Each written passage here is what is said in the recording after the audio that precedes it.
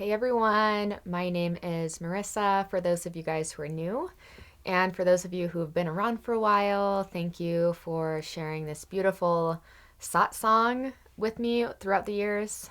Um, you know, Even though it's online and it's kind of like I'm just talking to myself, I really do feel those of you, especially that I've interacted with throughout the years since having this channel, I really feel you guys with me as I'm making this. Like, I'm tuning into you guys as you're watching this and as I'm making this as well. So, yeah, thank you guys for sharing the journey and just for tuning in and for your support and encouragement throughout the year. So, I just want to say and preface this video with I don't want to say necessarily a disclaimer, but I just want to let you guys know that I had tried to make this video several times and I recorded for over an hour yesterday and I went for a run today and yesterday's video, you guys, I was like, yeah, it can most certainly it can make the cut. I think people would most certainly get the message of this,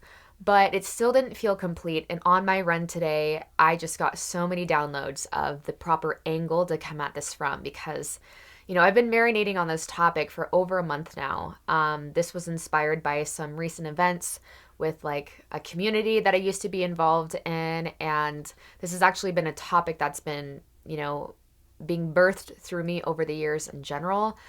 And, I just had told a couple of you guys that I would be making something like this, a longer style video. So it kind of, I want to keep my word. And this is just something that really, a topic that I feel could be very beneficial for a lot of people.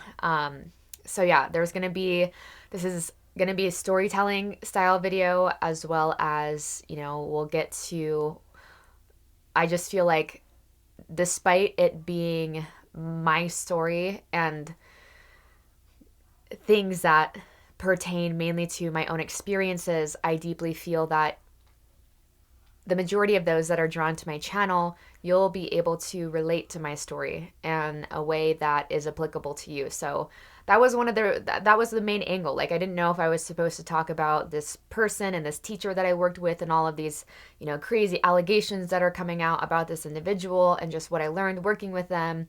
And this is something that I've been exploring like long before all of this happened, like leaving this community, and just we learn the best through life experiences, right? And so I don't want to make this about anyone else besides me. But at the end of the day, my intention for this is that it will help whoever needs it, and in whatever way. These are probably things that you're already intuiting, and I'm just kind of the mouthpiece for all of this soul family, this soul group that we find ourselves part of. So yeah, I just felt like needing to put that disclaimer out. I really wanted to remain in my integrity throughout this and really wanted to come at this with an open heart and a way that would deliver a pretty contextual and concise message without bringing unneeded things into it, unneeded dynamics and name dropping or whatever. Because if you know, you know. If you know what it's about, those of you who have been around since the beginning would probably know. And if you don't, you don't really need to, because this is just a microcosm of what tends to happen on a macrocosmic scale, okay? So this story is nothing new. It's nothing new of the ages. It's just, a modern a modern version of what has been happening on this planet for quite some time, okay? So, I feel like a really good place to start with a storytime video would just be at the beginning of this incarnation. And so, this piece is focused around love. So I want to give you guys a good understanding about, how it's important to understand the soul's blueprint, and to be in tune with your own reason for coming here, your own reason for birth, your own reason for incarnating, and to be able to understand your experiences in the earlier parts of your incarnation. I mean, mostly when I refer to that, I'm referring to pre-awakening, because pre-awakening, we kind of lay the groundwork, and then when we awaken, we're like, oh fuck, that's when we would have done things different. But it's like, the curriculum needed to be in place before we would wake up and before we could navigate that curriculum, so to speak. So because this is centered around the heart, I want to kind of focus around how I grew to understand love and the things that had happened in my early childhood and my adolescent years that set a certain tone and foundation, and then going into the awakening and diving into the absolute, and then, my own dissociative experiences, and then coming finally back into the heart and coming a little bit more balanced and centered, because the stuff can get very dangerous and very just like, it's tricky waters to navigate. And, when it's too wisdom oriented and the heart is closed off, that leaves room for corruption and a lot of suffering, creating a lot of suffering for people. And that's just not the path I want to go down. That's not what I signed up for this time around. So, yeah, we're going to dive straight into this. So I keep saying that and I keep rambling on. So when I was growing up, this is stuff that is just being revealed to me about how I understood love growing up. And it's played out in my relationship dynamics, mostly with men. However, I tend to see it a lot in just romantic dynamics in general, where it feels like a very vulnerable ground, right? Because, looking back to your relationship with your parents can really give you an indication of what you learned love is, and like the degree to which you learned that it was or was not safe to love and to have an open heart. So when I was younger, I grew up, and I never want to paint the picture that my life was all bad growing up or that it was all traumatic, but those moments of trauma definitely stuck out enough to where it most certainly has left its mark and an echo into my adult years. So it pretty much starts with my relationship with my mother. And, long story short, I feel like my mother had a lot of darkness that she didn't know how to navigate. I mean, she was adopted. She was given up for adoption. So, that's already setting the stage of what I was probably going to come into, having a mother that didn't necessarily wake up in this incarnation. So that generational karma is going to fall onto my shoulders, right?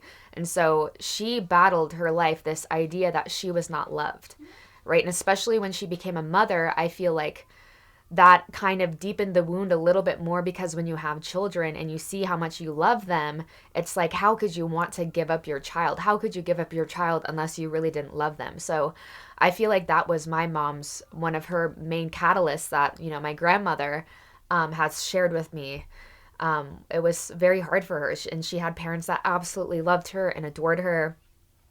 But I feel like there was a lot of darkness that she didn't know how to navigate herself out of. And so when she found her birth family, it was like really abusive. And I kind of like had to go between choosing my friends that I loved and grew up with, choosing my friends, and like living with my mom, who, like, I grew up in Anchorage, Alaska. My mom lived there until she met her birth family in Everett, Washington is where they lived. And so she had gone to visit them and then like was supposed to be gone for a couple weeks and then never came back. So that was my first taste of like abandonment from her, and like questioning my own worth and my own levels of like being loved. And it's like the person, when that foundation is laid by the people you love the most, they end up hurting you the most and keep like putting you in unsafe situations. That is when you start to develop a certain idea of what love is, to where to this day I'm still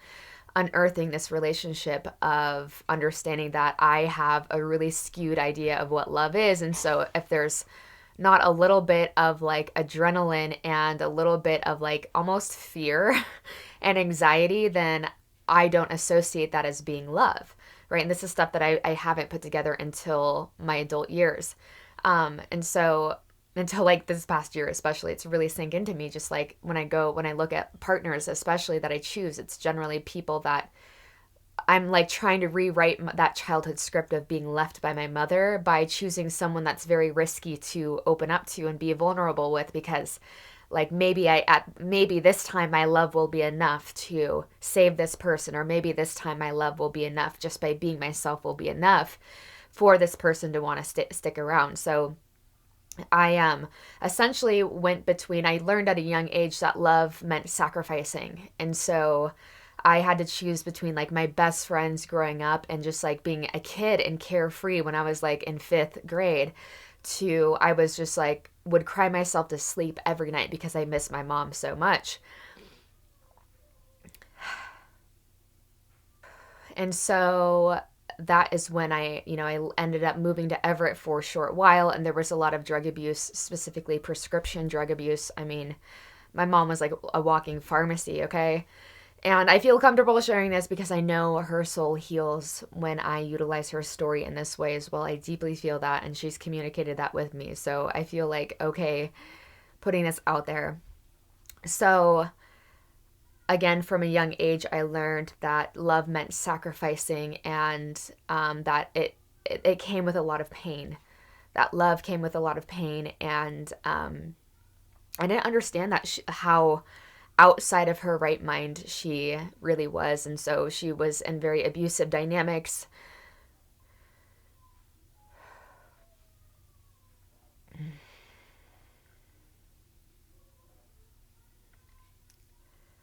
It even got to a point where I was just, I loved her so much and I just wanted to be with my mom, but I was also so scared of what I would go home and witness. The abuse never happened to me, but it happened around me. And so I also developed a lot of ideas of worthiness from watching my mom subjugate herself to certain environments. And I learned that that was okay, and it was okay for people to treat you very terribly.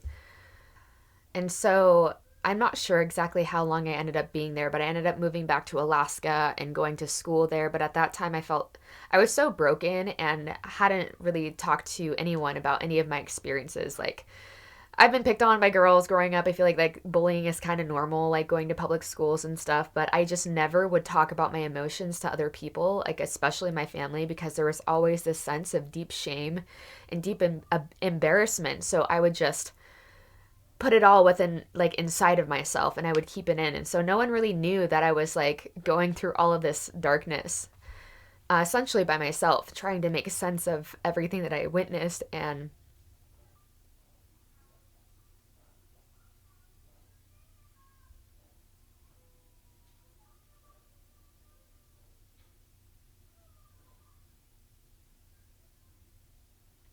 so there was a lot that I just didn't understand and I didn't know how to process.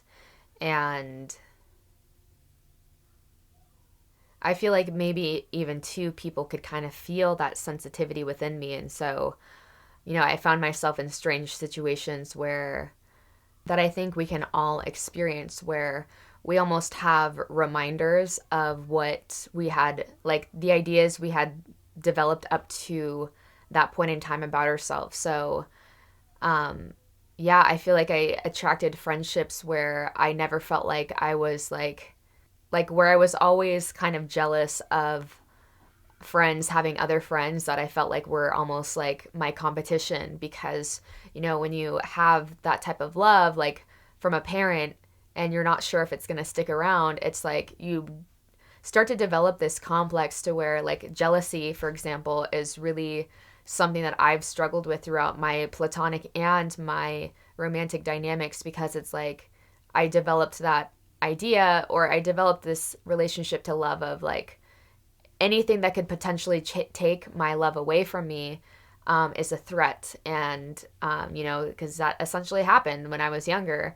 Something kept taking my mom away from me, although that's not something, again, that I put together until like the past couple years of, okay, that's why jealousy is probably such a rampant chord within my relational dynamics, is because I didn't want that love to be taken away from me, or the way that it was when I was younger. And so, like a lot of darkness. And then I also, throughout high school, I just like partied a lot.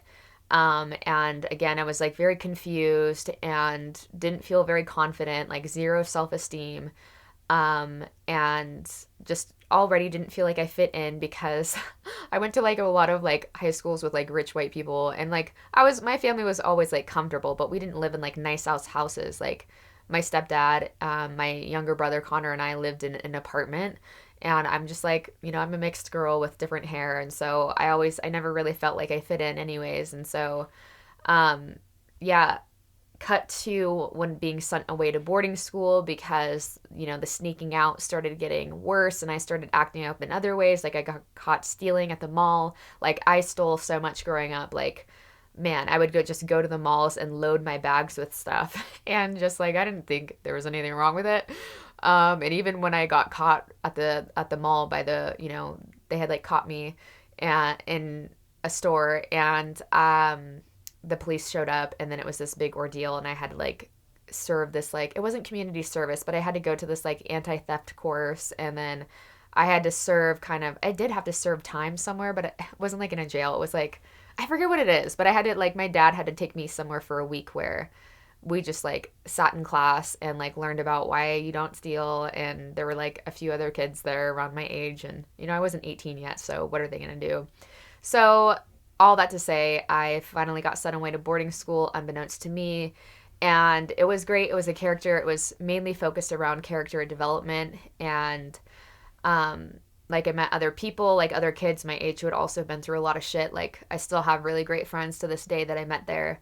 And yeah, it was incredible. It was like the first time that I started really seeing the light in terms of like making sense of these dynamics, and that although those things had happened to me and just around me and how I had adopted certain beliefs, like I understood then that there was a way out. That's actually when or there was a way forward despite how I currently felt. I always had hope that it was all for a reason and that I would figure that out at some point. And I always deeply believed that it would end up being one of my greatest gifts and just what shapes me into who I am.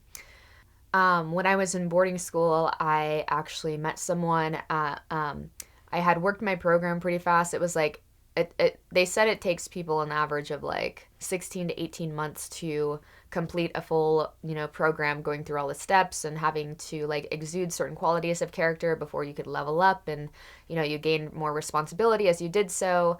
And then I completed my program within 14 months, and I ended up being at the end of my program, I was like the head of the girls' side of the facility at the same time that this guy that I ended up essentially falling in love with, my first love, I met him and he was the head of the male side of the facility at the same time.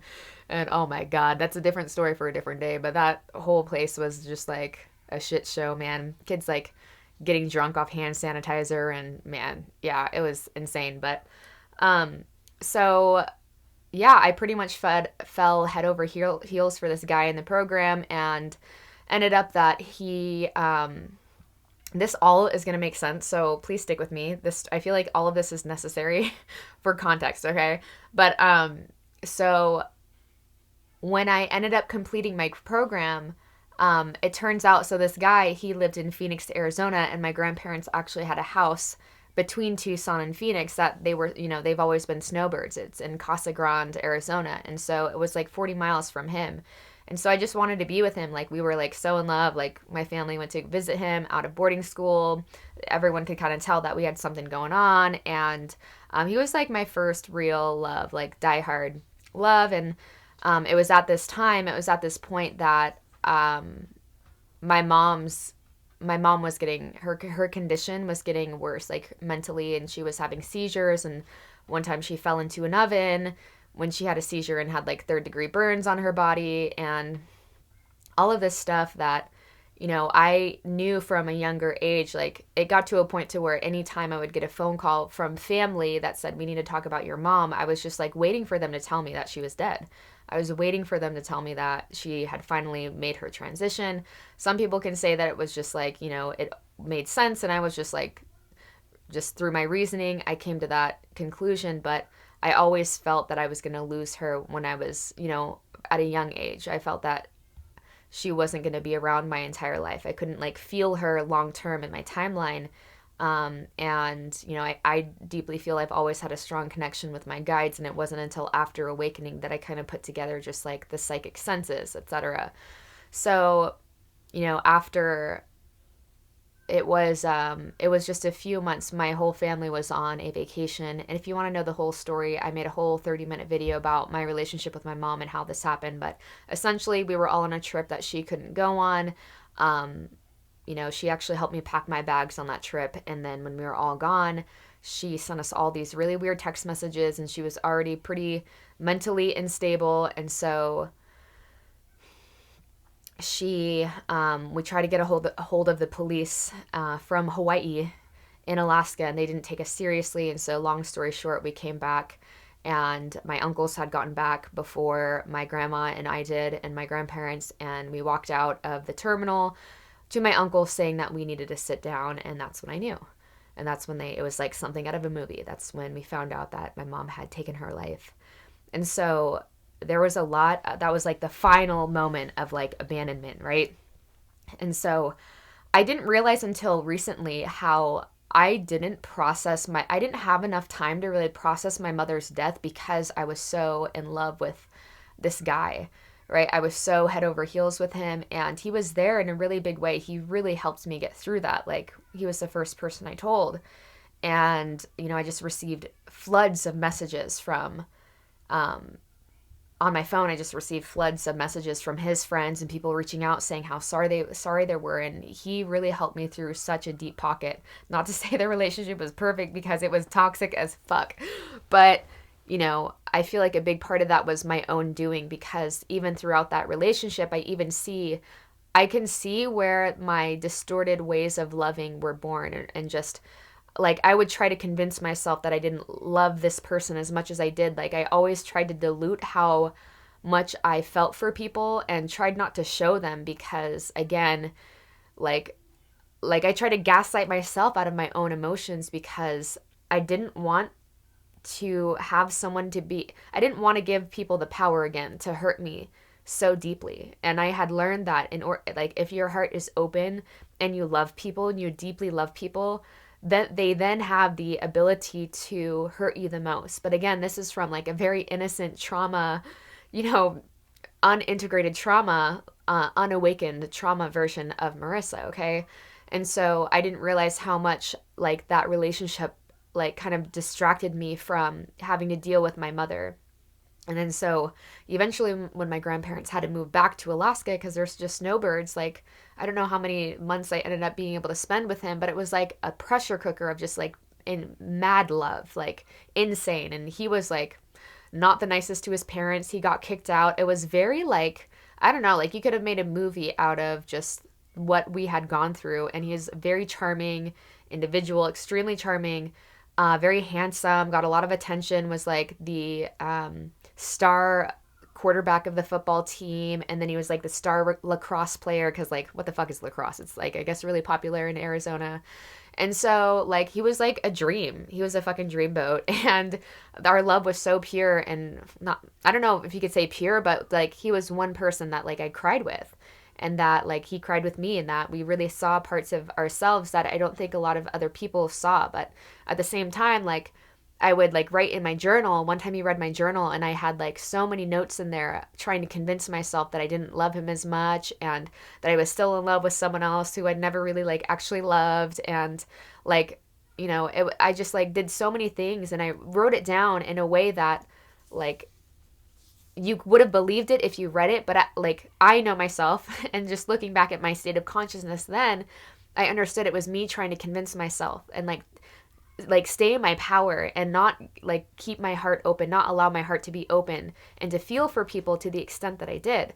And so, that opened, when he read my journal, that opened a way into so much more toxicity, because it hurt him a lot to think that I was still in love with someone else that I never was. And that's really where our relationship started getting really rocky, because then, yeah, I don't mean to get down to this too much, but I feel like just understanding how these dynamics will play out, our relationship to love plays out, and our protection mechanisms is really important as you become older. Because,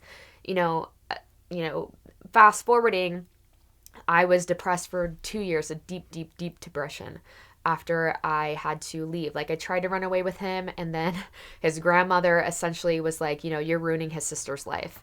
And to hear someone tell me that I'm ruining someone else's life, again, from a young age, I don't care how much it hurts, I can't like, I had to walk away. No, and I loved him. I still loved him so much, and it took me years to get over.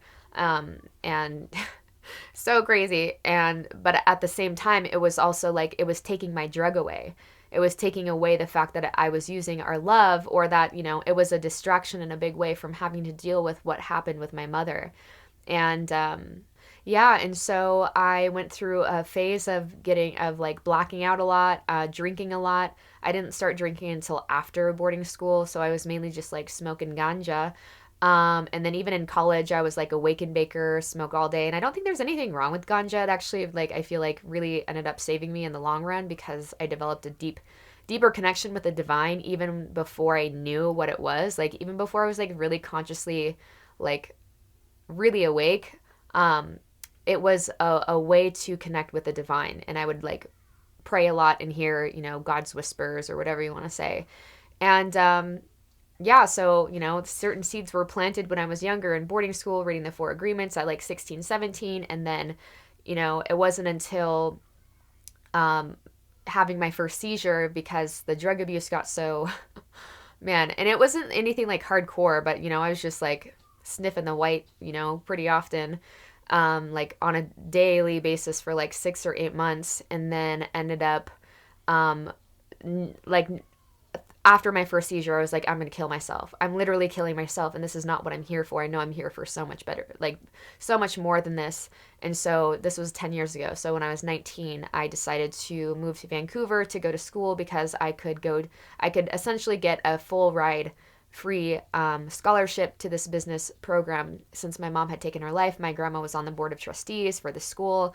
And so she pulled some strings like she always has been able to do. And instead of going to my mom, it was able to extend to me because she probably shared this story and everything. And so I didn't really see school as like the way to be successful, but I saw school as a way to essentially save my life and to get out of an environment that I knew I needed to get out of. And by the way, this was after my mom had died and after I moved back to Alaska after living in Arizona. I chose to move to Everett to live with my bigger brother, who was also going through a lot of darkness and numbing in similar ways that I was. So when I got out of there, moved to Vancouver, Washington, and I've been here ever since. It's right on the border of Portland, right by Portland, Oregon, right on the border. So yeah, that is kind of when the healing started happening. And it was like 2 years later that I ended up getting pregnant with my daughter.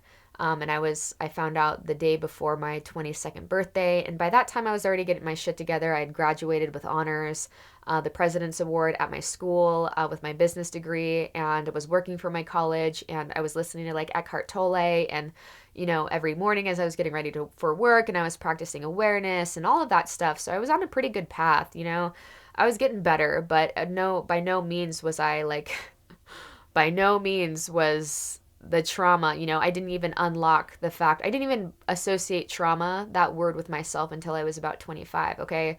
So I feel like that is a really good context of bringing up to speed with what the next portion of this video is: plunging into the absolute. So another way of saying this is having your first awakening. It's just like any other relationship. There's a honeymoon phase where everything feels so good. You can't get enough of it. It's all you want. It's all you want to be around. And there's almost this blind faith and this like rose tinted lens of what it means to be a spiritual being having a human experience. And I feel like when you've been through a lot of trauma, coming into this path, it feels like such a breath of air, especially because, you start to, almost in a way, you disidentify with the trauma and the experiences and, what is born then when you grow up in really distorted and shadowy environments, like how, like the things that you then do and the person you then become, as you're trying to make sense of all of this confusion. And just like, it is a breath of fresh air because, again, what plunging into the absolute does, it extricates your identity, right? You start to identify with something much greater than your personality, which is when we get into wisdom teachings, right? And this is nothing new age. These teachings are old age. These teachings have been around for thousands of years, okay? It's been on our planet since like BC, all right? So I don't know where we got the idea that this is like new age stuff. It's really old age.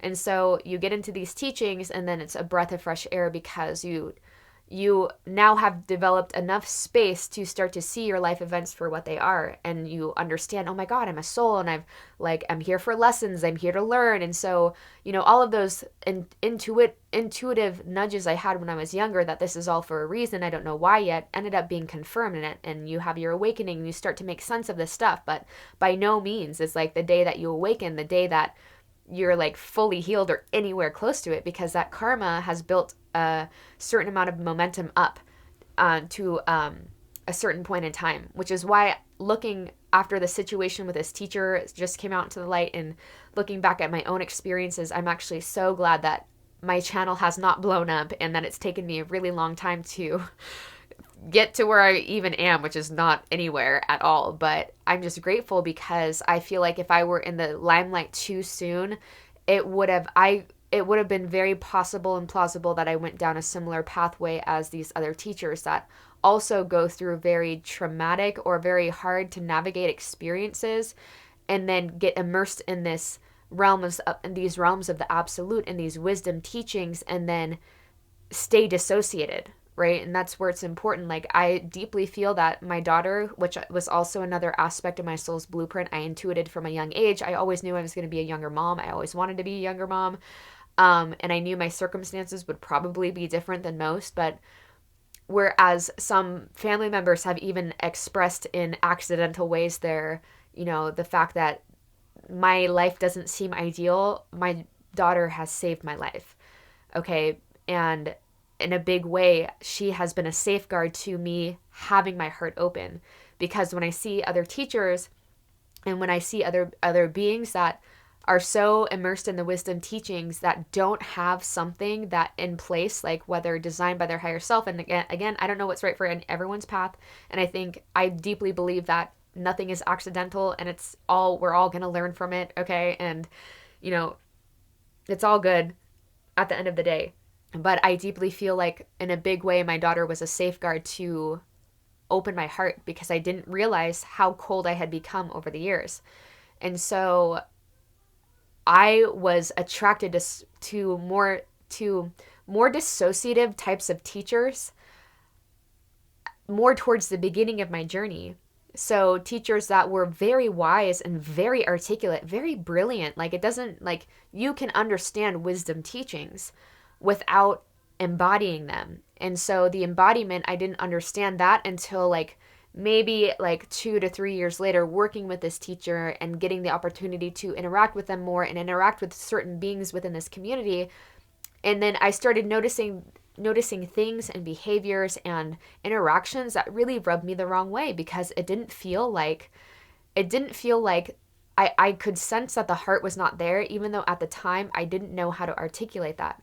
And so you would get around people or interact with people that there was this sense of hierarchy and the sense of elitism and the sense of being better than other people. And I kind of felt like that was missing the mark and missing the true importance of what these incredible wisdom teachings have the capacity to create for us, which are really beautiful communities where we're all have our hearts open, and when we're all being vulnerable and not taking advantage of other people's vulnerabilities, but seeing that as a true strength. Like, as I interact with more beings on my path, like especially lately, like people I meet through tarot, or people like you guys that have reached out to me over Instagram or whatever, like you guys inspire me so much, and you guys have shown me what true strength is. And it's not pretending like everything's good when it's not. It's not acting like you have your shit all together and pretending you're farther than you actually are. Like, true strength I'm seeing is being able to be real about your experiences, including the things that you've done when you were in deep darkness and deep confusion, the things that are born of the shadow. All right. It doesn't mean talking about shit that is really none of people's business, or, things that maybe people wouldn't understand, or talking about things before you've actually integrated them yourself. Okay. And so that's one of the reasons why I waited so long to talk about this, is because some of the things that came to light about this certain community was kind of disturbing, and I wanted to remain in my integrity. And again, absolute teachings tell me that everything is good. None of this shit matters. We're all eventually going to end up back in the same place. And from where I'm sitting, from what makes sense to me, things like when teachers become corrupt and students are involved, everyone on a higher level had a contract to do each other in that type of way. Okay, this is something Ram Dass has talked about as well. And so I don't think any accidents can happen. And, you know, this is someone, I feel like okay saying that, because I used to tiptoe around saying that because, again, I want to be cautious of like not triggering other people's wounds. But at the end of the day, like, I've been through the trauma. So I feel like it kind of gives me a safe pass to be able to like sit where I am and talk about this type of stuff, because I'm not talking about it from a place of like, oh, it doesn't matter, get over it, which was something that I like, a vibe that I noticed with this certain community, these certain communities. I noticed there was a lot of bypassing, and that's what happens when you shut down the heart. Again, if like I noticed all of my experiences made me susceptible to those types of teachings, to where I was so cold and I was like so disconnected, and I was sleeping around with people, and I don't remember a lot of those sleeping moments, sleeping around, because I was blacked out most of the time and put myself in very dangerous situations. And I hated myself. I hated myself so much. And because I felt so much potential within me, and I couldn't get over my own fear of just existing. I couldn't get over my own fear and trauma, and like my voice would shake when my family would just ask me about myself, and like I just felt so frustrated with who I was, and I didn't understand. And it's not until much later that I see that in order to actually go through that process of transmutation and to actually start to enjoy your life, you have to go through these experiences, which the gateway to going through those experiences is the heart. You can't bypass it just with your mind alone. And so, you know, within this community, I had distasteful interactions with community members, and people were just like rude. I'm like, you guys call yourselves spiritual? You guys are assholes. Like, peace and love. But I was just like, this is not for me anymore. This is not the pathway that I want to go down. And I noticed the dissociation and the being human not good enough, and, you know, being farther along than other people and shit talking other people. And I was like, you know, divinity incarnate. That's when my website was born, and my like brand name, I guess you could say, was born, because you need equal footing in both of those. Like the absolute, it just gives our mind and our experience enough context that we don't take it too seriously, but we take it serious enough because we also understand that through learning of the absolute, that the more enlightened you become, so the more that you embody light, the more that you reclaim God within yourself, light, God, that's parallel in my understanding and my verbiage. You know, that's all karma is, or negative karma, the momentum that we've gathered throughout lifetimes and in a single incarnation where we have denied the light of God within ourselves. And so we're creating suffering in our own experience. We're perpetuating it within our experience, and we're perpetuating it most likely within the lives of other people as well. And so that's when I started to really be able to discern. That's actually... yeah, it was when I started loving again, like pure kind of love with Maya, that I naturally, when I started coming into my heart, I naturally started moving away from those teachings. And I found Ram Dass. Actually, I had known of him, but I didn't deep dive into his teachings until the day that he passed. And I know some of you guys have heard this story, but I like one day randomly, a couple of years ago, I was like, wow, Ram Dass is getting up there. Like, you know, I wonder when he's going to make his transition. And then the next day found out that he had passed the same day that I was thinking that, like he had passed later that night. And so that's when I kind of like took the permission slip, and I just dove into his teachings and just felt so much love, to the point to even when I hear his voice, like my heart just blossoms. And you know what the difference is because he's an embodied teacher. And I didn't realize that, you know, until now, until very recently, that I've been marinating over all of these experiences, that I was more susceptible to the dissociative wisdom, like to wisdom-oriented teachings, because I had also closed my heart down, and I had also wanted to become dissociative. Like I also didn't want to feel the trauma. I didn't want to revisit those things. I didn't want to feel weak in the ways that I had felt so weak before, and all the different ways. Like it has been a fucking battle, man. It has been a battle. And so even within my like greatest successes and my moments where I've proved myself wrong, it's like even within that, there was so much struggle. And so it's not until the past couple years that I see that the struggle is only there to the extent that you feel like who you are in this moment is not good enough. Who you are in this moment is not complete. And so absolute teachings, wisdom teachings remind us that we are pure, that, the personality is just the vehicle that we need to make this lifetime relevant, to make a human birth relevant, to make our blueprint relevant and what our higher self had intended for us to learn relevant. However, it needs to be coupled with the fact that relative truth is just as important. What is relative truth? It is the current paradigms that you find yourselves actually in. So not the paradigms you think you want to be, being a house divided against yourself. A house divided against itself cannot stand. What does that mean?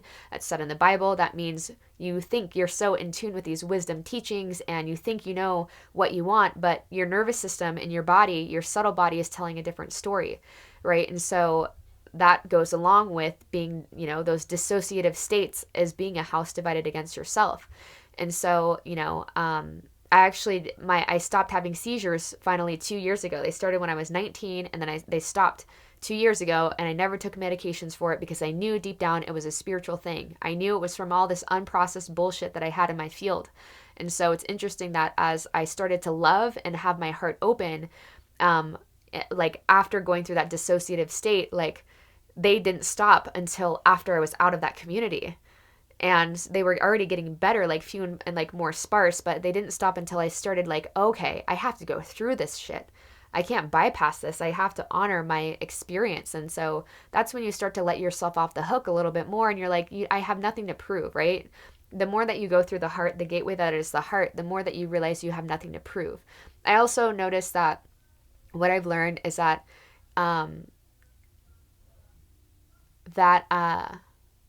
one of the things that was already rubbing me the wrong way with certain communities, and when I knew that I wasn't in the right place anymore, was because I deeply feel, being an individual, that now I'm being guided to talk about this type of stuff and just share my journey with you guys, which I feel like is where all teachers start, even though I don't know if I'm qualified to call myself that, but essentially a teacher, a student of life, and someone that's always learning and talking about it. So I guess, but the second you think that you're done learning, you cannot call yourself a teacher. Okay. And so if there's anyone that claims to be, like what the Tao Te Ching says, the person who thinks they know or says that they know doesn't actually know, which is funny because I talk about this stuff, but those who speak don't actually know, those who know don't speak, or something.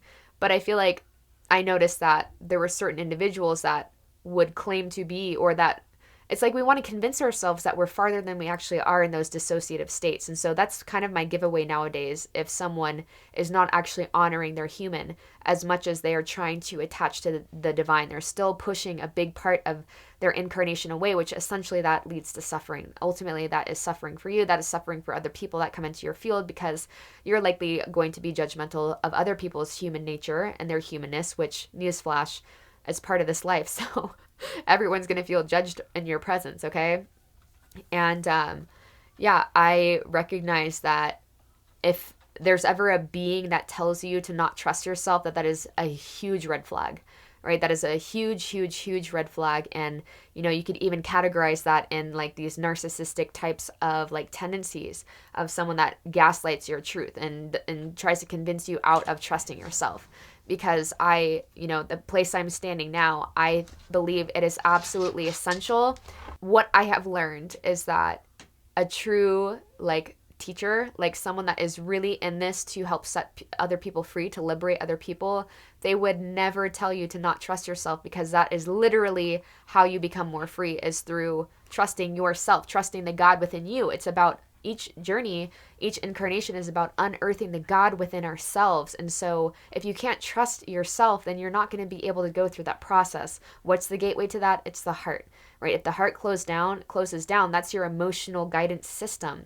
That is how our higher self communicates with us, is through the emotions, right? And to knowing if something is really within our best integrity or not, right? That's also Compassion, the heart, is where we learn the golden rule, right? The fourth density type of consciousness is where we learn the golden rule of treat others how you would want to be treated, right? When you really embody and when you really deeply feel that someone else is you, no matter if how much you still, like, on the surface might think that you believe in separateness, there's a deeper part of us that knows we are all the same. There's a deeper part of us that knows that. The heart knows that.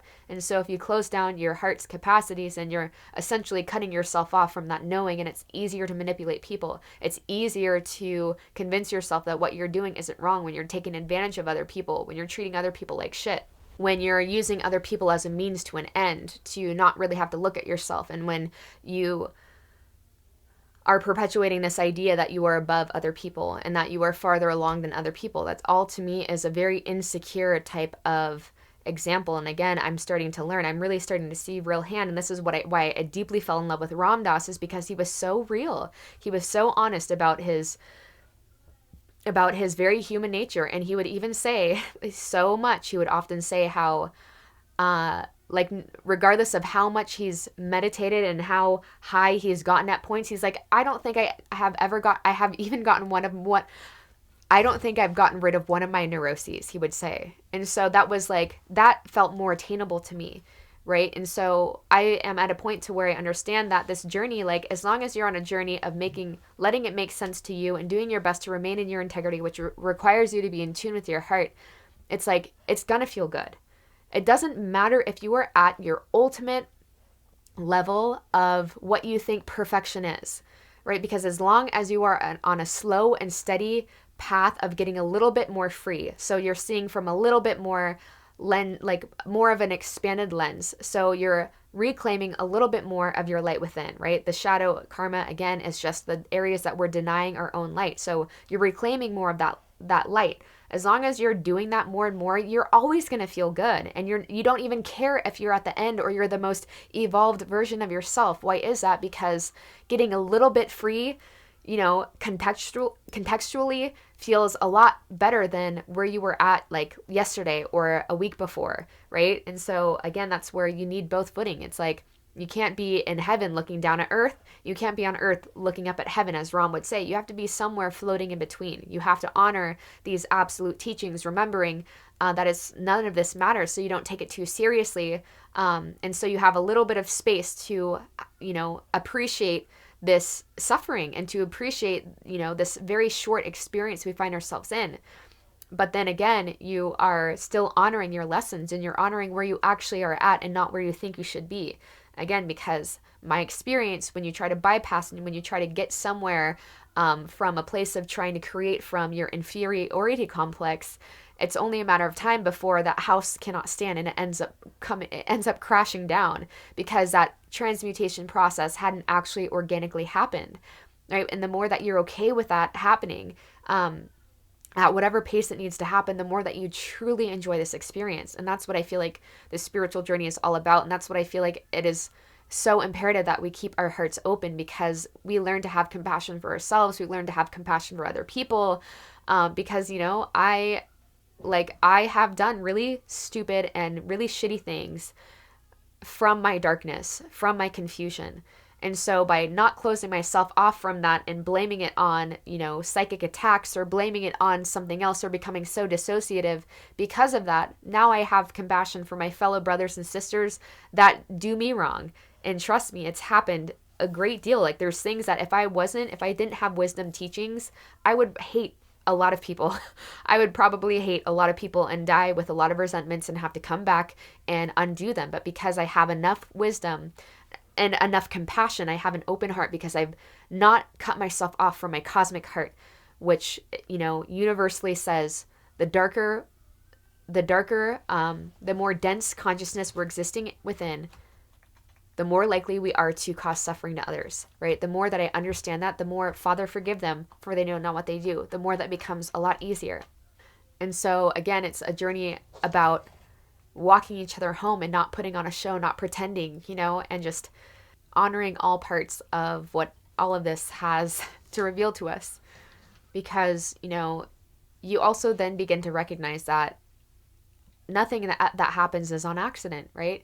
And so I have come to a point too to where I am becoming more okay with um, whatever veils that I'm existing within, again, understanding that I'm not my most evolved version. And that's what also makes aging really fun and getting older really fun, because your spirit becomes more youthful, because you're removing more of the bullshit, right? You're shining light on more of that shadow. And so you're becoming much more of an authentic version of you. And so I have just seen when you're too wisdom oriented, again, it's likely that the mind is coming in and trying to like convince you that a spiritual person looks like this, or someone that A, B, C, and D does A, B, C, and D, right? Versus when you're owning your heart, when you're living through the heart, it becomes a very authentic expression, and you can feel the genuine nature behind people and the authentic nature behind people. And that's what makes me fall in love with people. And I've, like, a lot of you guys have been my greatest mirror into this, because I have, like I said, developed a lot of protection mechanisms over the years. And I'm not saying they're bad, because ultimately they kept me out of this community, because I honestly didn't feel good enough at the time. But I also was like, but if I feel like if I'm ever around people that make me not feel good enough, that says more about them, and I don't want anything to do with them anyways, right? If I can feel that they feel it and they're like feeding off of it. I'm not saying that it's someone else's fault if I feel insecure, but there's a difference between being able to pick up on someone's insecurity and not feed into it, and then picking up on it and then playing into it, right? And like, feeling puffed up because of it. So this is all to say, to come wrap this up, uh, that's one of the reasons why Ram would say that this journey is about keeping your heart open in hell, because there are a lot of permission slips that we seem to have throughout our years, especially early in incarnation. There were so many permission slips that I had taken, so many invitations to let my heart close. But I also saw what a drab fucking life that was. I saw how dull my life was. And so now that I'm living with my heart more open, and my beautiful gift, my earth angel, I'm definitely not a perfect mother, but at the very least, we have so much love in our home. And again, I don't know who I would be without her. And it was a safeguard, I feel like, and it was a really good contrast that I needed, because even though living with your heart open is very vulnerable, and you open yourself up to potentially be more hurt, because you have the understanding of wisdom teachings, I recognize, like, I'm less likely to take things personally, and I understand, okay, how they treat me is their karma, how I respond is my karma. So, and understanding too, the more that I live from my heart, and the more that I release grudges, and the more that I release this weird like devil in my head, and I subscribe more to the angel in my shoulder, it's interesting, because it's like I've really seen in the past few weeks, especially, how certain relationships that used to trigger the shit out of me, and I was like, I didn't, like, they used to trigger me so much, and I thought it was that person. And then it's like, as my heart is healed and that thing within me is not able to be triggered, I noticed that it was me and it really wasn't the other person. And again, but I gave myself permission to like not spend time with people that, I do feel like are hurting me, and that could be for my own protection mechanisms. And if and when you are ready to see that it was mainly just your own healing that needed to happen, trust that that's going to happen when it needs to. But like, don't keep yourself in toxic situations because you want to, like, you think that you are bypassing a lesson, right? So it's really important to navigate that tightrope of like, you'll figure it out when you need to, but at the end of the day, keeping yourself in situations because the wisdom part of you says, okay, well, it's a trigger, I have to stay in it. No, you don't. Like, the heart would say, get the fuck out of there. And when in due time, when, in perfect timing, you'll find out what is right. Right? When you heal, you'll either figure out, okay, that was me, or you'll be like, thank fucking God, I give myself time and space away from it.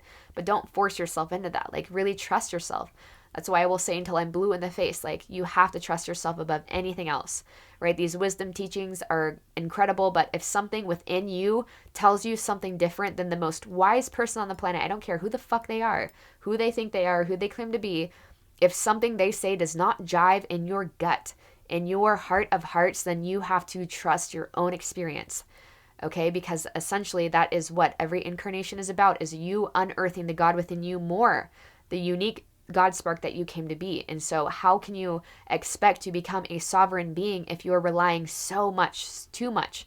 If you're like, you can't make a move without looking to see what your teachers did, or, looking to what, like, things outside of you. It's again that delicate balance, but you can trust your heart, and it's okay to be tender, and it's okay to baby yourself the way that you would, take care of a child. You wouldn't put them in something that's uncomfortable. If they're scared of something, even though you can tell, Disneyland taught me this, like, even though I know it's just a ride, if Maya is scared of it and terrified of it, I'm not going to force her onto it because it's just a ride. I'm going to honor her, and when she's older, she'll be like, oh, it's just a ride. This is so fun. But I'm not going to force her into that.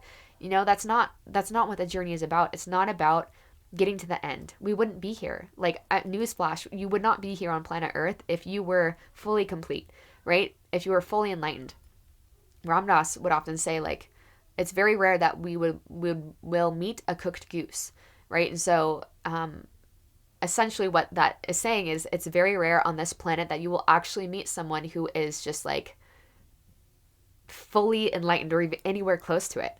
Okay? It's just not what's part of what makes this type of incarnation relevant. But again, absolute teachings remind us that it's fine. It's perfect. It goes on forever. We have an eternity to dance and play. Relative truth says you can enjoy all of it, right? You can enjoy all of the experiences. And even when it gets really dark, even when it gets really heavy, there's a deeper part of me that's like, oh my God, I like this. Like, I like this, like a higher aspect of myself, understands that when we're not veiled, when we're not in a human form in particular, like, it feels good all the time. And so again, that contrast is necessary, but I'm not going to go searching for it. I'm not going to keep myself in situations where it's like trying to perpetuate that trauma.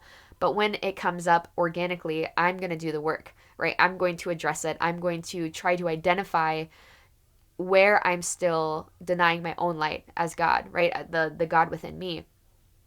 And I'm going to go into my body. I'm going to feel it, because the only way out is through.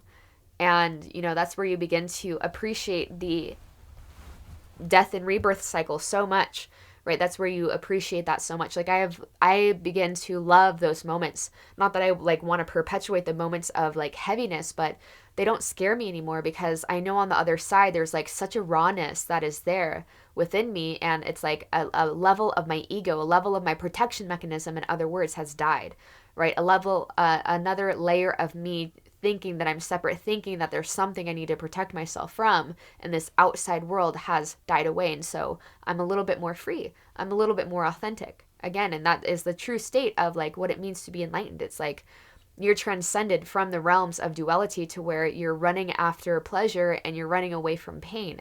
It's like you embrace both of them because you see the relevancy of both of them on this plane of existence. Again, this is not new age shit. This is like the yin and the yang, is a very old symbol on our planet. So like you got to feel it to heal it kind of thing. And yeah, it's about just embracing all of it and knowing it's going to be over so soon. That's one thing. As I've lost the parents that raised me, and then now my younger brother last October. And so I feel like that death has been one of the biggest gifts in my life, because it has given me more permission to not care as much about what other people think I should be doing or how I look or like what, I even think I should be doing half the time. And I do my best to surrender to what my high heart tells me is the right thing to do. And it's enjoying this as much as I can, and admitting when I'm wrong and saying sorry when I have to, and not thinking that I know what's best, and like releasing more of those mechanisms that tell me a different story than this is all just reflections, right? This is all just God getting to know itself, and even honoring those moments where I forget that too. It's about embracing all of it. But again, it's like what the yogic path really is about removing those obstructions within our psyche, within our subtle body. Nervous system is another way that I say it. Removing those obstructions, so purifying. So what is purification? It is only that which is impure. So only that which is impure is able to be burned, right? Is burnable. And so that's why those moments that darkness feels like it is purifying. It feels like I'm burning, like your soul is burning, like the dark night of the soul it's burning away that which is impure. And so you're left with a little bit more, like you've done a little bit more clearing of those obstructions that block your limited self from understanding more of the divine mind, from experiencing more of the divine mind. And that's what it's all about. That type of process takes time, my friends. It's not something that you just like jump into, or it's not something that you just like get to the end just because you had an awakening and you know you think that's where you want to be. It's like the process of purification is it takes time, you know, and it's only from this dimension that time exists. So it's this dimension that it's relevant. Okay, that's the relative experience. This dimension, as long as you're in a human body, whatever you're going through is absolutely relevant, and it takes time, right? But you remove that aspect of time and you merge back with you know, divinity, and you're bathed in the light of truth, and you're like, okay, that's why I went in, because, you know, it's fun, because it's an adventure, because it's a journey, because there's so much learning, there's so much richness to be had, right? And so I feel like this feels complete. This feels a lot better. I feel a lot better putting my name behind this one.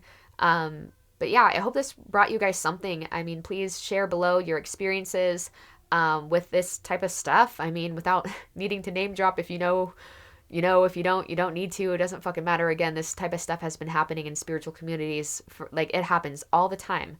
Okay, and so that's why it's just like so important. Above anything else, trust thyself. Above all else, trust thyself. I don't know who said that, but you know, that is like the ultimate thing. You have to trust yourself. The gateway to God is through your heart. Okay, the gateway to your divinity is through the heart. You can't bypass it. No matter how uncomfortable it is, no matter how much your experiences have told you, have tried to convince you that it is not safe to keep your heart open here. You most certainly have to, my friends. If you want the type of fulfillment that I deeply feel like those people that are still watching want, you cannot close your heart down, okay? Above anything else, you got to know yourself. You got to keep your heart open. That's the only thing I would add on to that. Know yourself and keep your heart open, okay? So my friends, many blessings on your journey. Thank you for sharing this journey with me, and I hope to see you guys soon.